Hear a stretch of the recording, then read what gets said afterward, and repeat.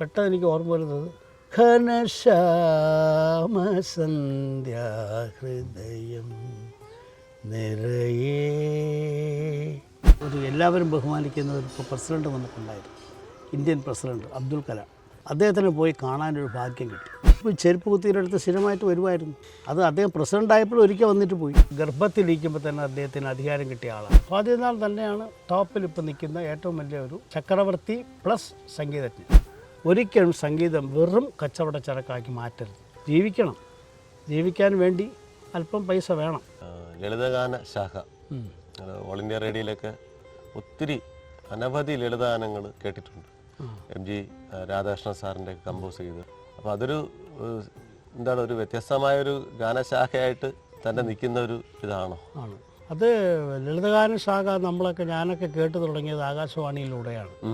അന്ന് ലളിതഗാനം പഠിപ്പിക്കാനും ലളിതഗാനങ്ങൾ ഇങ്ങനെ കേൾപ്പിക്കാനും ഒക്കെ ആകാശവാണി വളരെ സമയം അതിനു വേണ്ടി ചിലവാക്കിയിരുന്നു. അപ്പോൾ ഇന്നത്തെ ഈ ലളിതഗാന ശാഖയ്ക്ക് തുടക്കം കുറിച്ചത് ആകാശവാണി തന്നെ എൻ്റെ അഭിപ്രായത്തിൽ പറയാം. പിന്നെ അതിൽ പേരെടുത്ത് പറയാമെന്നുള്ളൊരു 3-4 പേര് എൻ്റെ ഓർമ്മ വരുന്നു. ഒന്ന് MG രാധാകൃഷ്ണൻ, പിന്നെ പെരുമ്പാവൂർ രവീന്ദ്രനാഥ് സാർ, പിന്നെ ഉദയഭാനു, പിന്നെ അങ്ങനെ തുടങ്ങി ഒരുപാട് പേര് ഇങ്ങനെ ലളിതഗാന ശാഖയിൽ ഗാനങ്ങൾ നമുക്ക് സംഭാവന ചെയ്തിട്ടുണ്ട്. എൻ്റെ ഓർമ്മയിൽ വരുന്ന കാര്യമാണ് പറയുന്നത്. അപ്പോൾ അന്നത്തെ ആ ലളിതഗാന ശാഖകളെന്ന് പറയുമ്പോൾ ഈ ലളിതഗാനം എങ്ങനെ പേര് വന്നു? ലളിതമായി പാടുന്ന ഗാനം അല്ലേ എന്നല്ലേ നമുക്ക് പറയാൻ പറ്റും. അപ്പോൾ ലളിതവും അല്ലാത്തതും ഉണ്ടോ? അത് മറിച്ച് പറയുന്ന ക്ലാസിക്കൽ, അത് കടുപ്പമാണ്, അതിന് ഭാഷ വേറെയാണ്. അങ്ങനെയുള്ള ഗാനങ്ങളാണ് കൂടുതൽ. മറ്റേ ഈ ലളിതഗാനം എന്ന് പറയുമ്പോൾ മിക്കവാറും നമ്മളെ മലയാളത്തിലെ ലളിതഗാനങ്ങളെല്ലാം നല്ല ബിച്ചു തിരുമല, ONV കുറുപ്പ്, അങ്ങനെ ബിച്ചു തിരുമല ഒരുപാട് ലളിതഗാനങ്ങൾ എഴുതിയിട്ടുണ്ട്. രമേശൻ നായർ, ഇദ്ദേഹം ഇവരൊക്കെയാണ് പണ്ടത്തെ ലളിതഗാന ശാഖയിൽ ഒരുപാട് ഗാനങ്ങൾ എഴുതിയിട്ടുള്ളത്. അപ്പോൾ ആ ഗാനങ്ങൾക്കെല്ലാം ചിട്ട കൂടുതലും കൊടുത്തുകൊണ്ടിരുന്നത് അന്ന് ആകാശവാണിയിൽ ജോലി ചെയ്തിരുന്ന MG രാധാകൃഷ്ണൻ സാറും അതുപോലെ പെരുമ്പാവൂർ സാറുമാണ്. അന്നത്തെ ആ ഗാനങ്ങളിൽ അവർ ഉപയോഗിച്ചിട്ട് എൻ്റെ ഒരു കാഴ്ചപ്പാടിൽ നോക്കിക്കഴിഞ്ഞാൽ അതിനകത്ത് രാഗങ്ങൾ കംപ്ലീറ്റ് അപ്ലൈ ചെയ്തിട്ടുണ്ടോ എന്ന് ചോദിച്ചാൽ ഇല്ല. എന്നാൽ ഒരു രാഗഭാവം ഇല്ലാത്ത ഗാനങ്ങൾ ഉണ്ടാവില്ലല്ലോ. അപ്പോൾ അങ്ങനെ ഒരു ഗാനശാഖ അവർ ഉരുത്തിരിഞ്ഞ് വന്നത് കൂടുതൽ ജനങ്ങളിലേക്ക് ആ ഗാനശാഖ എത്തിക്കാൻ വേണ്ടി ലളിതഗാനമായിട്ട് തന്നെ അതിനെ വളരെ ലളിതമായിട്ട് തന്നെ ട്യൂൺ ചെയ്ത് വന്ന ഒരു ശാഖയാണ് ലളിതഗാനം. ലളിതം എന്ന് പറഞ്ഞാൽ എല്ലാവർക്കും പെട്ടെന്ന് പാടാൻ കഴിയും. ശാസ്ത്രീയ സംഗീതത്തിന് തന്നെ കുറച്ചുകൂടെ ആ രാഗങ്ങൾ തന്നെ മനസ്സിനകത്ത് വെച്ചുകൊണ്ട് ഇവരെല്ലാവരും MG രാധാകൃഷ്ണൻ സാറായാലും പെരുമ്പാവൂർ സാറായാലും ശാസ്ത്രീയ സംഗീതത്തിൻ്റെ ഉസ്താദുകളാണ്. അവർ ആ ഒരു സെക്ഷൻ മാറ്റി വെച്ചുകൊണ്ട് പിന്നീട് അവർ ലളിതമായ ആ വരികൾക്കനുസരിച്ച് ആ ഭാവങ്ങൾ കൂടുതൽ കൊടുത്ത്, ലയങ്ങൾ കൂടുതൽ കൊടുത്ത്, വായിസിനെ കൺട്രോൾ ചെയ്ത്, വായിസിന് പ്രാധാന്യം കൊടുത്ത് ആ ശോകത്തിലേക്ക് എത്രത്തോളം ആ ശോകത്തെ കൊണ്ടുപോകാം. ഒരു സന്തോഷം വരുന്ന ആണെങ്കിൽ സന്തോഷമായിട്ട് എത്രത്തോളം പോവാം. ഇതൊക്കെ ചിന്തിച്ചുകൊണ്ട് അത് മുഴുവനും അവരുടെ മനസ്സിനകത്തുള്ള ഭാവങ്ങൾ മുഴുവനും അതിനകത്ത് കയറ്റിയാണ് ലളിതഗാന ശാഖകൾ കണ്ടുപോകാനുണ്ടായി. പെട്ടെന്ന് എനിക്ക് ഓർമ്മ വരുന്നത് ഘനശ്യാമസന്ധ്യാഹൃദയം നിറയേ മുഴങ്ങി മനസ്സിൻ്റെ മാളിക്ക വീണ ഘനശ്യാമസന്ധ്യാഹൃദയം തുടങ്ങുന്നൊരു പാട്ട്. കേട്ടിട്ടുള്ള പാട്ടല്ലേ ഇതൊക്കെ? ഇന്നും കേട്ട് കഴിഞ്ഞാൽ 16 വയസ്സാണ് ഇന്നും ആ പാട്ടുകൾ. അതുപോലെ നമ്മളെ MG രാധാകൃഷ്ണൻ ഒരിക്കൽ ഒരു ഹാസ്യരൂപമുള്ള ഒരു പാട്ട് കേട്ടു, അതെനിക്കിപ്പോഴും ഓർമ്മ വരുന്നു. അതായത് വരികൾ കൊണ്ട് പെട്ടെന്ന് പാടി തീർക്കുക. അതായത് ലൈറ്റ് എന്ന് പറഞ്ഞാൽ ഇത്ര ലൈറ്റാക്കാൻ പറ്റില്ല, ഒരു ഫോക്ക് സോങ് പോലെ. പൂമുണ്ടും തോളത്തിട്ട് പൂക്കച്ച കിട്ടും കെട്ടി പുരക്കളി കാണാൻ വന്നു മാരൻ പൂമാരൻ. പൂമുണ്ടും തോളത്തിട്ട് പൂക്കച്ച കെട്ടും കെട്ടി പുരക്കളി കാണാൻ വന്നു മാരൻ പൂമാരൻ. കണ്ടോ? ഇതിനകത്ത് എവിടെ ശാസ്ത്രീയരുള്ളത്? എന്നാൽ ഇതിനകത്ത് പ്രധാനമായിട്ട് ഒരു കാര്യമുണ്ട്. എന്താണെന്നറിയാമോ? ശ്രുതി, താളം. ഇതില്ലാതെ ഗാനം ഉണ്ടാവില്ലല്ലോ. അതെ, നമ്മുടെ സ്വാതി തിരുനാൾ സംഗീത കോളേജിൻ്റെ പേര് തന്നെ അതാണ്. ഇന്ന് കേരളത്തിലെ തന്നെ ആദ്യത്തെ ആയിരിക്കും അല്ലേ സാർ? ആണ്. സ്വാതി തിരുനാൾ തന്നെയാണ് ടോപ്പിൽ ഇപ്പോൾ നിൽക്കുന്ന ഏറ്റവും വലിയ ഒരു ചക്രവർത്തി പ്ലസ് സംഗീതജ്ഞനായ ഒരു ഭരണാധികാരി സ്വാതി തിരുനാൾ എന്ന് വേണം പറയാം. ത്യാഗരാജസ്വാമികൾ, മുത്തുസ്വാമി, ശ്യാമശാസ്ത്രികൾ, അവരൊക്കെ ഇങ്ങനെയൊക്കെ പറയുമ്പോൾ അവരുടെ എടുത്ത് പറയാൻ പറ്റുന്ന ഒരു മലയാളിയുടെ ഒരു പേരെന്ന് വെച്ച് കഴിഞ്ഞാൽ എപ്പോഴും സ്വാതി തരുന്ന ആളായിരിക്കും. അദ്ദേഹത്തെക്കുറിച്ച് പറയാൻ എനിക്ക് 1000 നാവുകളാണ്. കാരണം അദ്ദേഹം ചെയ്തിട്ടുള്ള കൃതികൾ, ഒരു കാര്യം അദ്ദേഹത്തിൻ്റെ കാലഘട്ടം നമ്മളൊന്ന് മനസ്സിലാക്കണം. 1813 തൊട്ട് 1846 ഇതുവരെയുള്ള ജീവിതമേ അദ്ദേഹത്തിനുള്ളൂ. 33 വയസ്സ് കഴിയുമ്പോൾ നമ്മൾ ആലോചിക്കണം എത്ര പ്രായമുണ്ടെന്ന്. ഒരു ഭരണാധികാരി കൂടിയായിരുന്നു. അതാണല്ലോ അദ്ദേഹത്തെ ഗർഭശ്രീമാൻ എന്ന് പറയുന്നത്. ഗർഭത്തിലിരിക്കുമ്പോൾ തന്നെ അദ്ദേഹത്തിന് അധികാരം കിട്ടിയ ആളാണ്, മഹാരാജാവായി. അപ്പോൾ അദ്ദേഹത്തിന് അറിവ് വെച്ച തൊട്ടേ അദ്ദേഹം ഇതിൻ്റെ ഈ ശാഖയിൽ വന്നപ്പോൾ അദ്ദേഹം ഭരണകർത്താവായിരുന്നപ്പോൾ ചെയ്തതൊക്കെയാണ് നമ്മൾ ഇന്ന് ഇപ്പോൾ തിരുവനന്തപുരത്ത് കാണുന്ന പല പരിഷ്കാരങ്ങൾ. ഇന്നും അത് മായ്ക്കാൻ ആരെ കൊണ്ടും കഴിയില്ല. അതിനെ തുടർന്നുള്ള ഭരണപരിഷ്കാരങ്ങൾ മാത്രമേ പിന്നീട് വന്നിട്ടുള്ളൂ. അതിൻ്റെ ഇടയ്ക്കാണ് അദ്ദേഹം സംഗീതം പോലുള്ള കലകളെ പ്രോത്സാഹിപ്പിക്കാൻ സമയം കണ്ടെത്തിയത്. സംഗീതം, നൃത്തം, ചിത്രകല തുടങ്ങിയുള്ള കലകൾക്ക് വേണ്ടുന്ന എല്ലാ സാഹചര്യവും സ്വന്തം ഖജനാവിൽ നിന്നും പൈസ മുടക്കി കലാകാരന്മാരെ വിളിച്ച് പുറത്തുനിന്നും അകത്തുനിന്നുമുള്ള കലാകാരന്മാരെ വെച്ച് മാക്സിമം അദ്ദേഹം സംഗീതത്തിന് വേണ്ടിയുള്ള പ്രോത്സാഹനം നൽകാൻ അദ്ദേഹം ശ്രദ്ധിച്ചു. നമ്മുടെ ഈ പല കൃതികളെടുത്ത് നോക്കിക്കഴിഞ്ഞാൽ അറിയാം. വെളിയിൽ നിന്നുള്ള സംഗീതജ്ഞന്മാരാണെങ്കിലും ഇപ്പോൾ കുറച്ച് പേര് കൃതികൾ മാത്രം രചിച്ചിട്ടുണ്ട്, ചില കൂടുതൽ ആൾക്കാർ വർണ്ണങ്ങൾ മാത്രം രചിച്ചിട്ടുണ്ട്. സ്വാതി എന്ന ആളെ സംബന്ധിച്ച് അങ്ങനെയല്ല, എല്ലാ വിഭാഗത്തിൽ നിന്നും അദ്ദേഹം രചിച്ചിട്ടുണ്ട്. ഈ കാലയളവിൽ രാജ്യം ഭരിച്ചുകൊണ്ടിരിക്കും. വർണ്ണം, രാഗമാലിക, ദശരാഗമാലിക, അതുപോലെ ജാവളി, തില്ലാന, ഭജൻസ്, ഹിന്ദുസ്ഥാനി ഭജൻസ്, അന്യഭാഷാ പരിജ്ഞാനം നേടി അതിലെ കൃതികൾ രചിച്ചു. അപ്പോൾ ഇങ്ങനെ പറഞ്ഞു കഴിയുമ്പോൾ ഇങ്ങനെ ഒരു കമ്പോസർ നമുക്ക് കാണാൻ കഴിയില്ല. അത് നമ്മുടെ കേരളത്തിൻ്റെ സംഗീതത്തിൻ്റെ ഒരു പിതാമഹൻ എന്ന് നമുക്ക് പറയാം. ഒറിജിനൽ സംഗീത പിതാമഹൻ എന്ന് പറയുന്നത് പുരന്ദരദാസനാണ്. എല്ലാവരും അത് 14-ാം നൂറ്റാണ്ടാണ്. അദ്ദേഹമാണ് സംഗീതത്തിൻ്റെ പിതാമഹൻ. അദ്ദേഹമാണ് സംഗീതത്തിന് ഒരു റൂട്ടുണ്ടാക്കിയത്. അത് ഇങ്ങനെ പഠിക്കണം: സപ്തസ്വരം, ജണ്ടവലിശകൾ, അലങ്കാരം, ഗീതം, വർണ്ണം, കീർത്തനം, ഇങ്ങനെ മുറക്കി കുട്ടികളെ പഠിപ്പിച്ചാൽ കുട്ടികൾ അവസാനം ശരിയായിട്ട് പാതയിൽ വരുന്നത് കണ്ടുപിടിച്ചത് അദ്ദേഹമാണ്. ഒരു ഇക്വേഷൻ ഇക്വേഷൻ. അത് അദ്ദേഹമാണ് സംഗീതത്തിൻ്റെ പിതാമഹൻ. കേരളത്തിൻ്റെ സംഗീത പിതാമഹൻ നമുക്ക് സ്വാതി നാളെ വിശേഷിപ്പിക്കാം. അതെ, സംഗീതത്തിന് വേണ്ടി ഇത്രയും കോൺട്രിബ്യൂഷൻ ചെയ്തതുകൊണ്ട്. 5-ലേറെ ലാംഗ്വേജ് ലാംഗ്വേജ് എത്ര ലാംഗ്വേജ് ഇതിനകത്ത് പഠിക്കാതെ ലാംഗ്വേജിൽ ഒന്നും ഒരു കമ്പോസ് ചെയ്യാൻ പറ്റില്ലല്ലോ.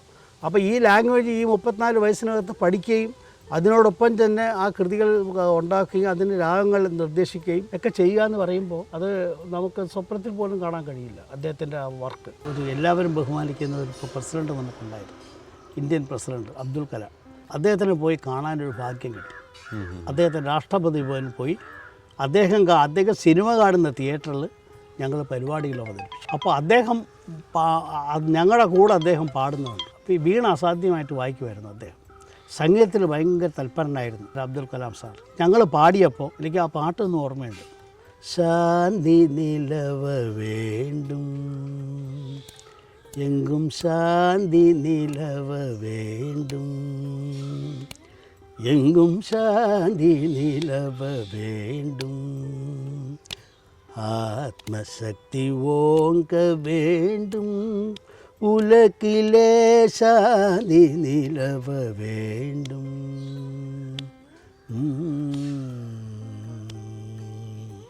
ഗാന്ധി മഹാത്മാ കട്ടളയതുവേ, ഗാന്ധി മഹാത്മാ கட்டளையதுவே கருணை ஒற்றுமை கருளொளி பரவி சாந்தி நிலവ വേണ്ടും. ഈ കീർത്തനം, ഈ ഒരു ദേശഭക്തി ഗാനം അബ്ദുൽ കലാം സാറിൻ്റെ മുമ്പിൽ ഞങ്ങൾ പാടുകയും അദ്ദേഹം അത് ഏറ്റുപാടുകയും ചെയ്തു. ഇതിലപ്പുറം എനിക്ക് എന്താ ഭാഗ്യം കിട്ടുക. ഞാൻ ഏറ്റവും കൂടുതൽ ബഹുമാനിക്കുന്ന ഒരു വ്യക്തിയാണ് അബ്ദുൽ കലാം സാർ. അദ്ദേഹത്തിൻ്റെ അടുത്ത് പോയി പാടാൻ സ്വരാഞ്ജലി എന്ന സംഘടനയെ മുഖാന്തരം എനിക്ക് ഞങ്ങൾക്ക് സാധിച്ചു. 19 പേരടങ്ങുന്ന സംഘടന ഞങ്ങൾ പോയി. പിന്നെ ഒരു പ്ലസ് പോയിൻ്റ്, അദ്ദേഹം ആ കാലത്ത് അദ്ദേഹത്തിൻ്റെ 5 വർഷത്തെ ആ ഒരു കാലാവധിയിൽ അദ്ദേഹം കൂടുതൽ ചെയ്തിട്ടുള്ളത്, അദ്ദേഹം ഒരു സിനിമ പോലും അവിടെ കണ്ടതായിട്ട് ഞങ്ങൾ അറിഞ്ഞില്ല. ഇതുപോലെ പല സ്റ്റേറ്റുകളിൽ നിന്നും കുട്ടികളെ കൊണ്ടുവന്ന് അവിടെ പരിപാടികൾ അവതരിപ്പിച്ച് അവർക്ക് വേണ്ടുന്ന പ്രോത്സാഹനം കൊടുത്തുകൊണ്ടിരുന്നു അദ്ദേഹം. ഇന്നും അദ്ദേഹത്തിൻ്റെ സ്പീച്ചൊക്കെ ശരിക്കും ഭയങ്കര ഒരു സ്പീച്ചത് മാത്രമല്ല, അദ്ദേഹം നമ്മൾക്ക് ജീവിതത്തിലെ എല്ലാ പ്രസിഡന്റുമാരും നന്നായിരുന്നു എങ്കിലും പ്രത്യേക ഇദ്ദേഹത്തിനൊരു സ്പെഷ്യാലിറ്റി ഉണ്ടായിരുന്നു. അതെന്താണെന്നറിയില്ല. ആ സ്നേഹവും ബാക്കിയുള്ളവരോടൊരു ബഹുമാനവും അദ്ദേഹത്തിനോടൊപ്പം ബാക്കി ആർക്കും ഉണ്ടോ എന്നുള്ള എനിക്ക് സംശയമാണ്. നമ്മുടെ ഒരു ഭാഗ്യം കൂടെയാണ്. കാരണം തിരുവനന്തപുരത്ത് ഒരുപാട് നാള് പിന്നെ ഗാന്ധാരി അമ്മൻ കോവിൽ ആ മറ്റേ ഒരു ചെരുപ്പ് കുത്തിയിലെടുത്ത് സ്ഥിരമായിട്ട് വരുമായിരുന്നു. അത് അദ്ദേഹം പ്രസിഡന്റ് ആയപ്പോഴും ഒരിക്കൽ വന്നിട്ട് പോയി. ഗുരുവായൂരപ്പൻ ഹോട്ടലും ഗാന്ധാരി അമ്മൻ കോവിലും അവിടെ ഇരിക്കുന്ന. അപ്പോൾ അദ്ദേഹത്തിൻ്റെ അടുത്ത് എനിക്ക് ആഗ്രഹം ഉണ്ടായിരുന്നു അദ്ദേഹത്തിൻ്റെ അടുത്ത് നിന്ന് നാഷണൽ അവാർഡ് വാങ്ങിക്കണമെന്ന്. പക്ഷേ അദ്ദേഹത്തിൻ്റെ കാലം കഴിഞ്ഞു പോയി. അതെനിക്ക് അങ്ങനെ ഒരു ഭാഗ്യം ഇല്ലാതായി. എനിക്ക് ഭയങ്കര വേദനയായിരുന്നു. അടുത്ത വർഷം അദ്ദേഹത്തിന് കിട്ടിയില്ല. എന്തായാലും ശരി, അദ്ദേഹം ആയിരുന്ന സമയത്ത് ഞങ്ങൾ ആ രാഷ്ട്രപതി ഭവനിലെ എല്ലാ ഭാഗവും അവിടുത്തെ സ്റ്റാഫുകൾ കൊണ്ടുപോയി കാണിച്ചു. അദ്ദേഹത്തോടൊപ്പം വൈകുന്നേരത്തെ ഡിന്നറും കഴിച്ചു. ഞങ്ങളിങ്ങ് പിരിയാ ചെയ്തു. ആ ഒരു സംഭവം നമുക്ക് നാഷണൽ അവാർഡ് കിട്ടിയ അതേ ഒരു സന്തോഷം ആ സമയത്ത് എനിക്കുണ്ടായിരുന്നു, അദ്ദേഹത്തെ കാണാൻ കഴിഞ്ഞത്. ഇപ്പോൾ ഞാൻ ചെയ്തുകൊണ്ടിരിക്കുന്ന കുറച്ച് കാര്യങ്ങളുണ്ട്. അതായത് പെൻഷനായ ശേഷം സംഗീതത്തിലേക്ക് ഇപ്പോഴും ഞാൻ സംഗീതത്തിലേക്ക് വേണ്ടി എന്നെ കഴിയുന്ന കാര്യങ്ങൾ നമ്മൾ ചെയ്യുന്നുണ്ട്. പ്രായമായവരെ, സംഗീതം അധികം അഭ്യസിച്ചിട്ടില്ലാത്ത ഒരുപാട് പേർക്ക് ഫ്രീ ആയിട്ട് സംഗീത ക്ലാസ്സുകൾ എടുക്കുന്നു. എൻ്റെ ആരോഗ്യം തുടരുന്നത് വരെ ഞാനത് ചെയ്യും.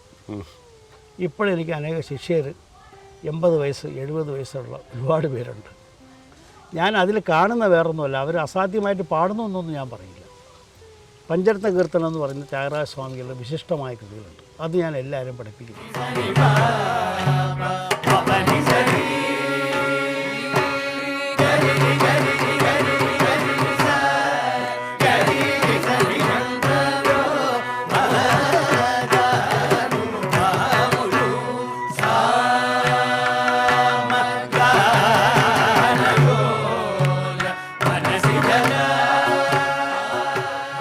പക്ഷേ അത് പഠിപ്പിക്കുമ്പോൾ ഞാൻ കാണുന്ന ഒരു മാനസികമായ സുഖം എന്ന് പറഞ്ഞാൽ, അവർ പഠിപ്പിക്കുമ്പോൾ അവരുടെ മുഖത്ത് കാണുന്ന ഒരു സന്തോഷം. എല്ലാവരും ഭർത്താവ് റിട്ടയർഡായി, ഇവർ റിട്ടയർഡായി, ഇങ്ങനെ വീട്ടിൽ ഇരിക്കുമ്പോൾ അവർക്കൊരു മനസ്സിന് അല്പം ശാന്തി കിട്ടുന്ന ഒരു ഭാഗമായിട്ട് ഈ ഒരു പഞ്ചരത്ന കീർത്തന ആലാപന പഠനം അവർക്ക് ഉപകരിക്കുന്നു. അവർക്ക് മുഖത്ത് കാണുന്ന ഒരു സന്തോഷം എനിക്ക് ആസ്വദിക്കാൻ കഴിയുന്നു. അതിനുവേണ്ടി മാത്രമാണ് ഞാനിങ്ങനെ ഫ്രീ ആയിട്ട് ക്ലാസ് എടുക്കും. ഇപ്പോഴും പല പരിപാടികളിലും ഞാൻ ഇവരെ കൊണ്ടുപോകാറുണ്ട്. വണ്ടികളിൽ ഇങ്ങനെ ഒരു വാൻ പിടിച്ചിട്ട് ഇങ്ങനെ പല അമ്പലങ്ങളിലും പോയി പ്രോഗ്രാം നടത്താറുണ്ട്. ഒരു പൈസ പോലും അവിടെ നിന്ന് വാങ്ങിക്കാറുണ്ട്. ഫ്രീ ആയിട്ട് വണ്ടിയുടെ വാടക മാത്രം അവർ കൊടുക്കും. അമ്പലക്കാരാണെങ്കിലും അത് അറേഞ്ച് ചെയ്യുന്നവരാണ്. പിന്നെ അതിന് കഴിഞ്ഞു വരുമ്പോൾ പറയും, സാർ മുഖാന്തരം ഞങ്ങൾക്ക് എത്ര ക്ഷേത്രങ്ങൾ കാണാൻ കഴിഞ്ഞു, എത്ര നല്ല ആൾക്കാരുകളെ കഴിഞ്ഞു. ആ സമയത്തിൽ ഞങ്ങൾ എല്ലാ ചിന്തകളിൽ നിന്നും മാറി ഈശ്വരോ രക്ഷതു എന്ന് പറയുന്ന ഒരു ദൈവത്തിൻ്റെ ചിന്ത മാത്രമേ നമുക്ക് വന്നിട്ടുള്ളൂ.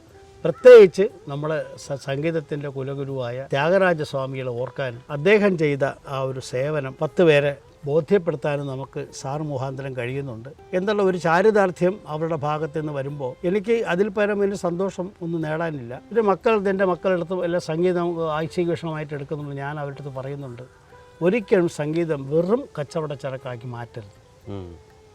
ജീവിക്കാൻ വേണ്ടി അല്പം പൈസ വേണം, ഇല്ലെന്നൊന്നും ഞാൻ പറയുന്നില്ല. പക്ഷെ അതിനുവേണ്ടി മാത്രം നമ്മുടെ ജീവിതം ആയിപ്പോയത്. പൈസ കിട്ടിയാലേ ഞാൻ ചെയ്യൂ എന്നുള്ള ഒരു ഭാഗത്തേക്ക് പോകാതെ, പൈസ മുടക്കാനില്ലാത്തവർക്കും പൈസ ഇല്ലാത്തവർക്കും നമ്മൾ സംഗീതം പഠിപ്പിക്കാൻ കഴിയുമെങ്കിലും നമ്മൾ പഠിപ്പിക്കുക എന്നുള്ള ഒരു പ്രിൻസിപ്പിളാണ് എൻ്റെ ആ ഒരു പോക്കിങ്ങനെ പോയിക്കൊണ്ടിരിക്കുന്നത്. ആരോഗ്യം ഉള്ളത് വരെ പഠിപ്പിക്കുക. ദൈവം എന്താണ് വിചാരിക്കുന്നത് അതുപോലെ നടക്കണം. അതുപോലെ സാറിൻ്റെ മകനും നമ്മുടെ കലോത്സവത്തിലെ കുട്ടികൾക്കൊക്കെ സൗജന്യമായിട്ട് ക്ലാസ്സിലെടുത്ത് കൊടുക്കുന്നത് എനിക്കറിയാം.